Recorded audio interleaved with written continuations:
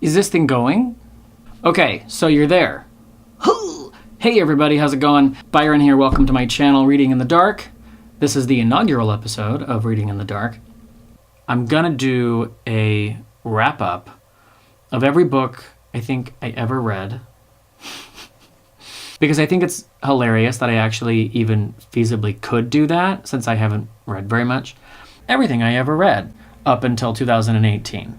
From January 2018 on to today, all of those reads are going to not be in this video. I'm not going to go into detail about what I read this year, because what I am going to do is go back and make some retroactive wrap-ups for 2018 until I'm caught up, and then I can start doing book hauls and monthly wrap-ups as they happen.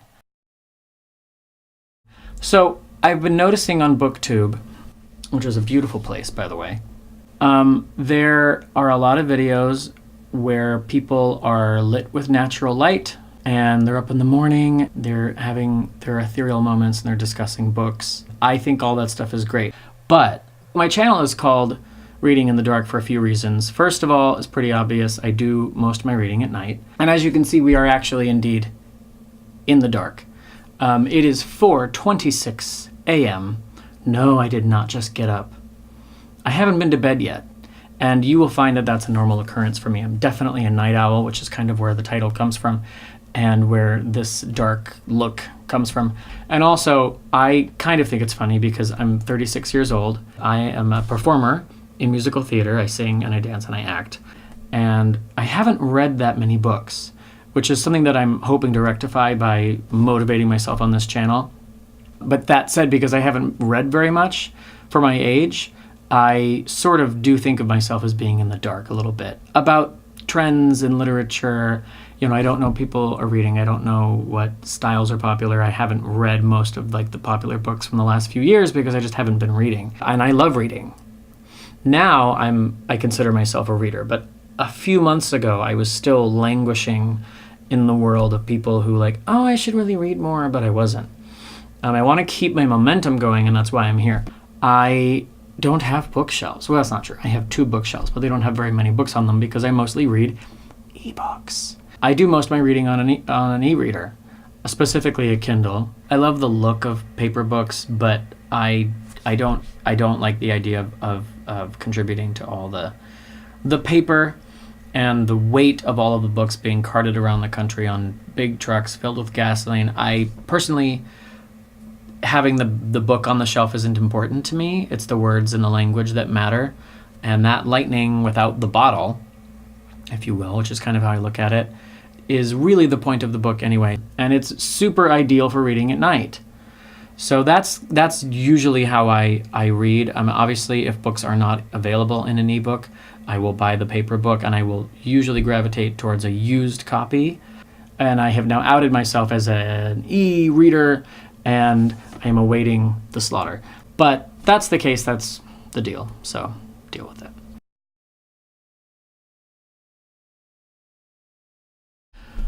Here we go. I once was caught in a lie about reading by my dad. I was doing a book report, and I told him I was done with the book that I had been reading, and I probably had just started it that day or something, and my dad didn't believe that I'd read it.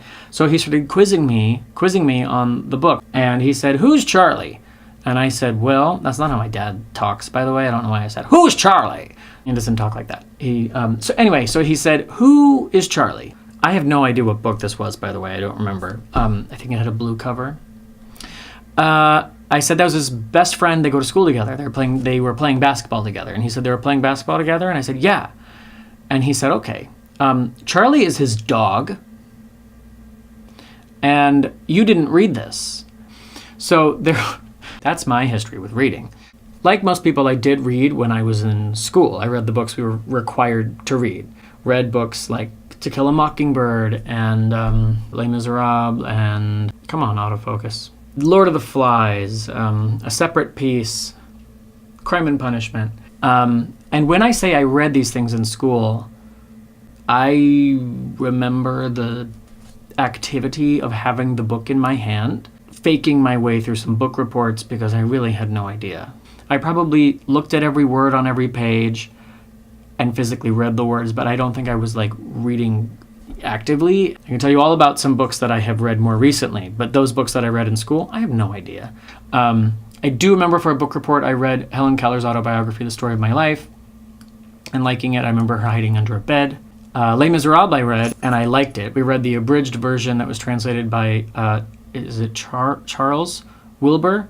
I read that book, but that's because we were going to see the musical. That's what I went to school for, and that's kind of where my focus was in high school. So that's why I was into Les Mis. But the first book that I could remember reading and loving, first time I remember being transported and so moved and enthralled by a book that I couldn't stop until it was done.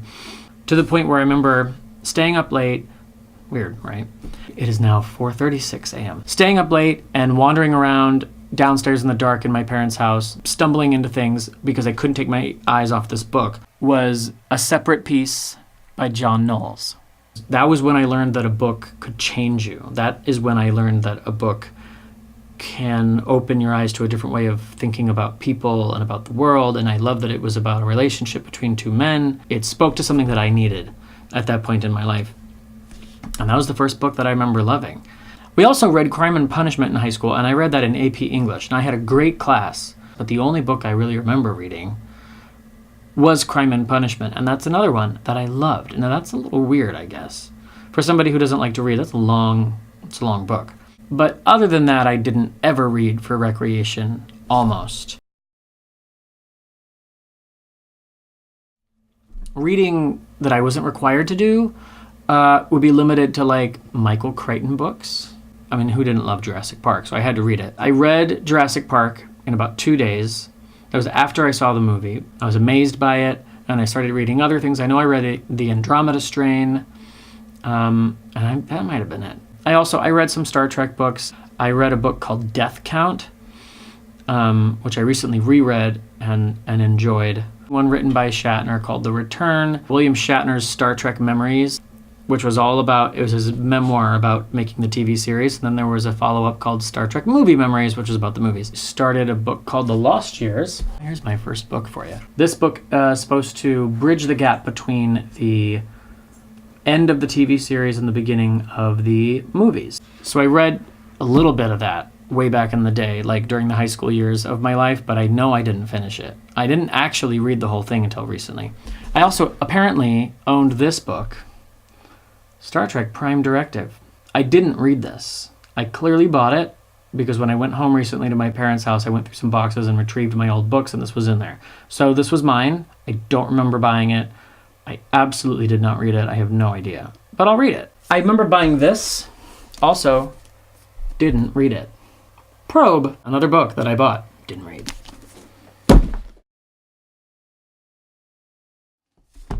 So in college, I read these craft books about acting.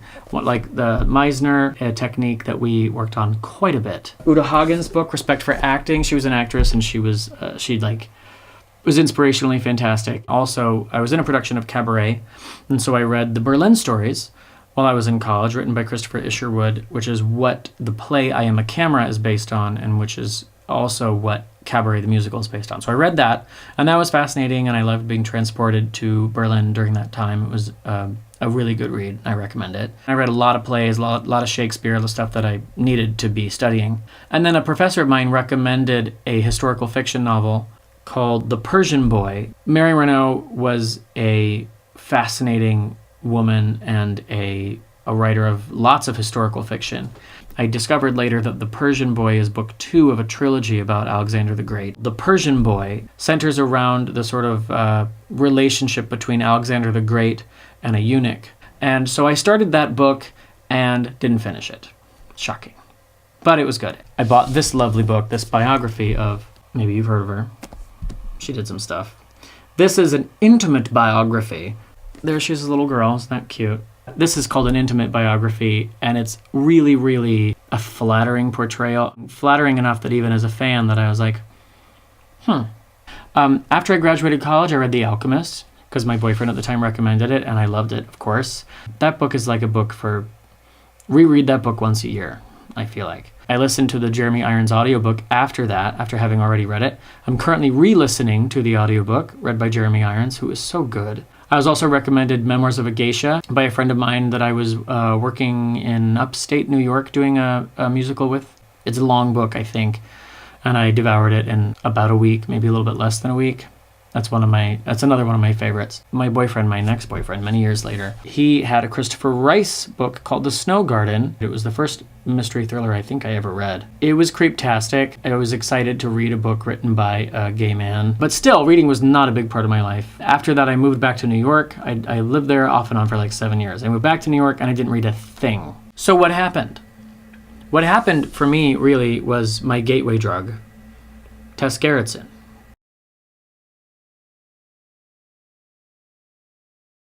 Tess Gerritsen is a Chinese-American author of mysteries and thrillers and medical thrillers who used to be a doctor. She writes scary things, and I think she writes good female characters, but she does it with a lot of authority with regard to the medical aspects of the cases that the homicide detective is investigating. I discovered her, I was listening to a late night radio talk show called Coast to Coast AM. She was on the show, I think she was on the show twice. She was being interviewed about creepy medical tales and creepy medical facts that most people would probably not know because she has a fascination for those kinds of things and she's kind of an authority on the topic. She was talking about people waking up in the morgue that had been pronounced dead erroneously and people being awake during surgery because something went wrong with the anesthesia and just creepy medical facts. I give this woman a lot of my time, so I don't know what that says about me. But anyway, she's great. I had to look her up, and so then I found another interview where she was being interviewed about a novel she'd written named Gravity. Gravity is not what the movie Gravity is based on. Legally. I went into Borders and I did not find Gravity. What I did find instead was several books from a series of hers that I knew nothing about, mysteries and thrillers, based on a Boston homicide detective named Jane Rizzoli and the Boston medical examiner named Maura Isles. And the book that I picked up, bought, and went home and read very, very quickly was Vanish. This is the book that includes a scenario where a woman wakes up in the morgue. This was really, really great. And this is like book 5 in the series. I am not going to mention all of them, but I will tell you that I read all of them, which was a big deal for me. I read a whole bunch of books. They're all mass market paperbacks, which I kind of love that format because it's easy to hold.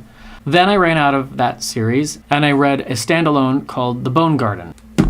You guys, The Bone Garden splits its time between the present day and 19th century medical students who were learning to be doctors way back in the day before they knew much about bloodborne pathogens and germs and the spread of disease and stuff. I love that book, first of all, and I realized that historical portion of the novel was the part that I enjoyed the most.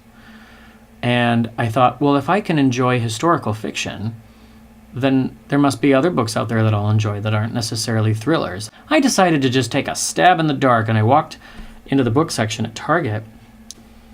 It's a nice book, and it won the Pulitzer Prize, and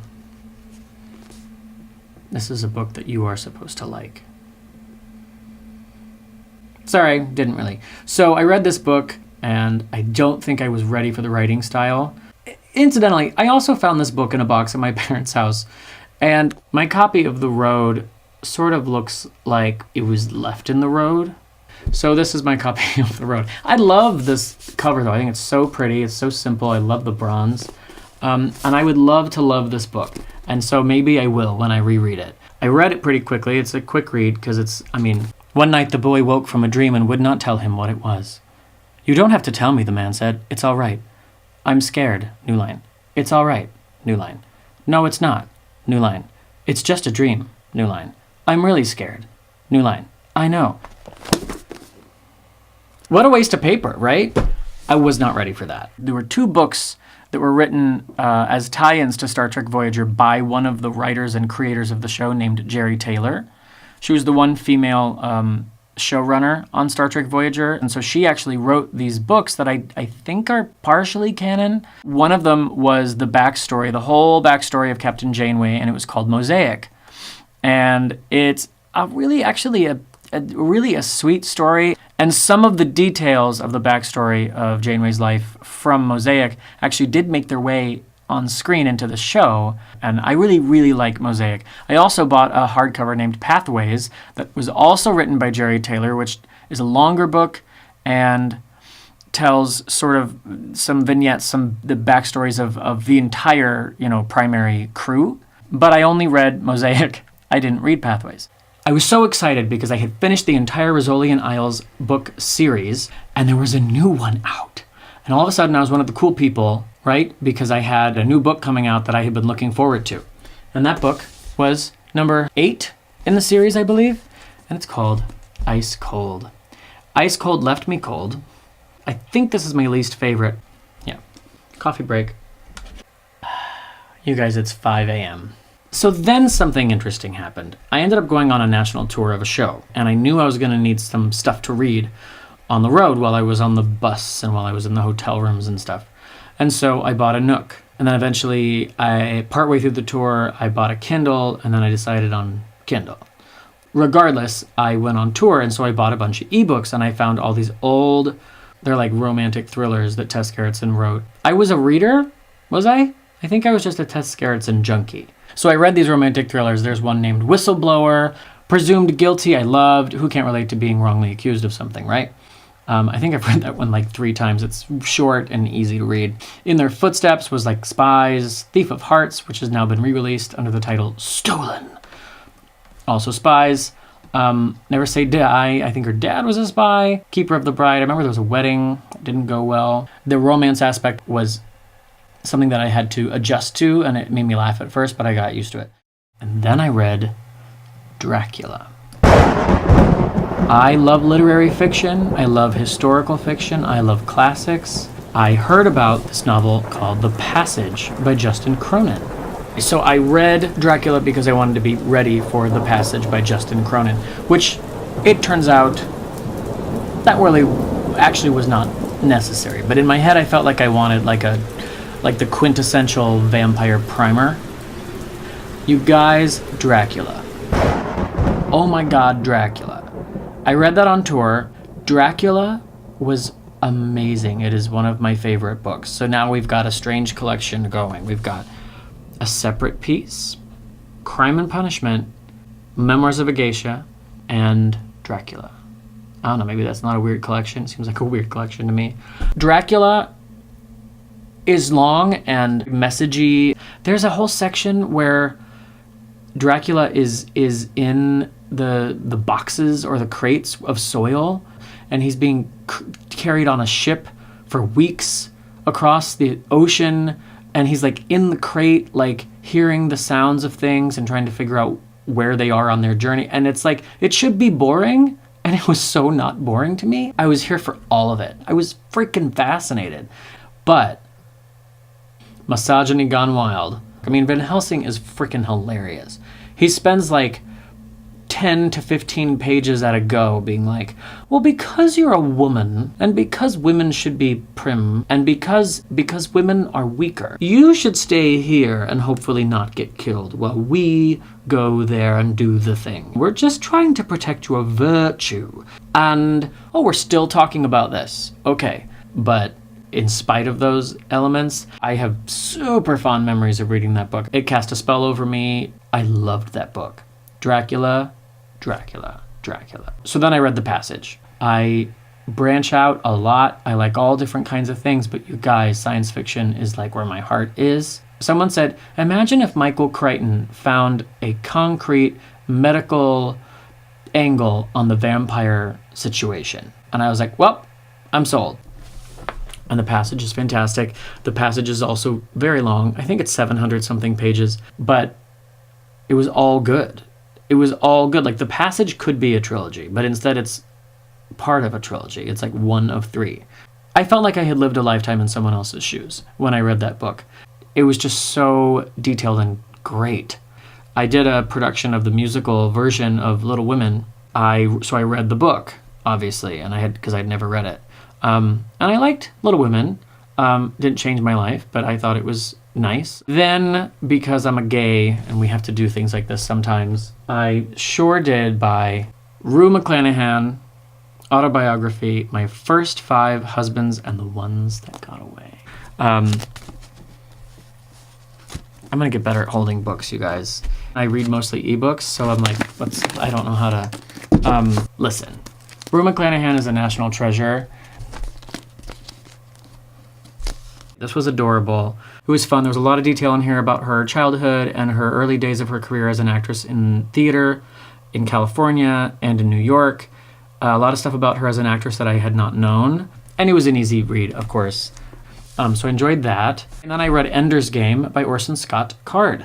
This was when I was trying to run a blog, I think, a website called the Big Gay Sci-Fi Blog. I was delving into sort of perennial works in science fiction, and that was one that kept coming up that I'd never even heard of. I really liked Ender's Game. It was really fun. So then this magical thing happened. Tess Gerritsen had released another Rizzoli and Isles book. I had somehow missed it completely. I had been caught up in life and things. Rizzoli and Isles book was number 11, and it was called Die Again, about a woman who takes a safari, and then there's, scary things going on and people dying. And then she released a standalone book called Playing with Fire, which is about a haunted piece of music written by hand on just staff paper that a woman who plays the violin finds in a shop while she's traveling abroad. And she takes it home and plays it, and every time she plays it, her daughter goes crazy and attacks her and whatnot. Tess Gerritsen actually wrote the piece of music and then had a friend of hers who is like an amazing virtuoso violinist record it. She woke up one day and she's like, I have an idea for a book and I know what the music sounds like, so I'm going to write it down. I'm going to publish a book and a piece of music. So I read Die Again in 2 days. I thought the setting was really interesting. And once again, I like it when she does this thing where part of it is present day and part of it is in a different location many years before. And I really enjoyed all of the depictions of her having been on the African safari. And then Playing with Fire. So I loved that book even more because once again, portions of it are historical and take place actually during the Holocaust. So then I read, I was writing like a fan fiction short story based in the Star Trek Voyager world. So I decided I should read this novelization of the pilot episode, Caretaker. It is written by L.A. Graff, and actually L.A. Graff is 2 women. In the beginning of that series, you can tell that the producers were kind of like, is it possible for a woman to be commanding and in charge without being a bitch? We don't think so, so we're going to make her just kind of be in a bad mood most of the time, and when she bosses people around, it'll be like she's bossing people around, not she's the captain. And they dropped that pretty quickly when they figured out that they didn't need to do that. But the show had not come out yet, and L.A. Graff doesn't like women, I guess, because Captain Janeway in this book is a terrible, terrible person. The things that she is supposedly thinking about the other characters in the story, I don't want to be thinking that she was thinking those things. And then the way that B'Elanna is described and just, the dark exotic eyes and Chakotay's dark exotic blah, blah, blah. Oh, and I had to buy it twice. I had to buy it twice because I hadn't read it yet, and my dog chewed it up because he knew. He knew. He was like, no, Dad, do not read this book. He was looking out for me. So I had to buy another copy. That's basically my entire reading history up until 2018, fit into one video, which is both awesome and pathetic. Cut to the release of the most recent Rizzoli and Isles thriller entitled I Know a Secret. I Know a Secret came out in August 2017, but I wasn't paying attention and I didn't end up buying it until the end of January or the very beginning of February, I think. So I thought, okay, so I'm really excited to read this book, but I stopped myself because I thought, this keeps happening where every year or so, Tess Gerritsen comes out with a book, and then I'm like, oh, right, reading. And so then all of a sudden I'm a reader for a week or two because I read 3 or 4 books, and then I stop. I thought if I put the Tess Gerritsen book off for a minute and try to read other things first, maybe I can turn this into more of a streak. Basically, the experiment worked. So I ended up reading quite a bit, and all of a sudden I realized, hey, I've been consistently reading a book now at all times for months. And that's the first time in my life that had ever happened. All of a sudden, I was a reader, and I was just off to the races. So now we've reached 2018. I've been reading and reading and reading and reading. It's hard for me to even remember at this point a time when I didn't read for a month or 2 months or many months or even a year. I don't even know if I read in the year 2017. But I feel like I've been reading consistently forever, which is not the case. So why, after all these years of being like, reading's cool, I guess, has it suddenly become important to me to identify myself as a reader? As I started reading a lot more these last couple of months, I found that I was in a better mood, I was more calm, I was sleeping better, I was having more dreams in a good way. My vocabulary comes to me more easily, more readily. I'm sharper. And if anything, I think reading is really great for seeing the perspectives of people that are unlike you, people that are a different color or a different creed or a different religion or a different age. I decided I need to finally, for the first time, make reading voraciously, being that person who always has a book in his hand. I needed to make that a priority. Prior to 2018, or prior to this recent spate of reading, I went down my list of books that I had read, and it was not very much, you guys. I am 36 years old, and up until recently, I had read 65 books. And some of those, that includes books that I read in school, that I had to read, that I sometimes skimmed and don't remember reading. Now, already in the year 2018, I have read 24. So that's pretty extraordinary. I don't need to obsess over numbers exactly, but I have set a goal on Goodreads of 52 books for the year for 2018. I think the 52 books in 2018 goal is super attainable. I've read 24 of my 52, and I'm feeling good about it. I'm excited to be reading the kinds of books I never necessarily expected to be reading. I'm finding that I really enjoy any book that has a historical aspect to it, whether it's a thriller, a mystery, science fiction. So now I am obsessed with Goodreads. I have bookshelves, you guys. I've got the TBR and the read and the want to read and the need to read and the want and the need to reread and the want to reread so it's addicting and crazy, and you all know. And then I discovered BookTube. I was subscribing to people left and right, and I realized, isn't it great to use YouTube to watch videos about books, to watch videos on the internet that aren't about, TV shows and movies in Hollywood? So I'm here to basically feed my reading obsession and contribute to my own success and try to stay motivated by sharing my goals, talking about the books that I have read that I love with all of you here on BookTube. So I'm using this as a tool for motivating myself, because I think that reading more, making that a priority for the first time in my life, is important. Feeding an addiction that is really good for me. Reading is good for us. It is now 6:09 a.m. and it is time for Byron to go to bed. So, and probably stop drinking coffee, although there's a little bit left in here, so don't judge me. So that's it. That's my video. That's my first video. How'd I do? Was it okay? Let me know. I appreciate you being here. If you enjoyed the video, please do like the video. Hit that like button wherever it is, somewhere along there. Subscribe to my channel if you feel so inclined. That would be really awesome. I'd love to have some subscribers. And until the next time, you guys, remember to read more books, drink more coffee, but don't forget to sleep. Thanks, guys. See you in the next video.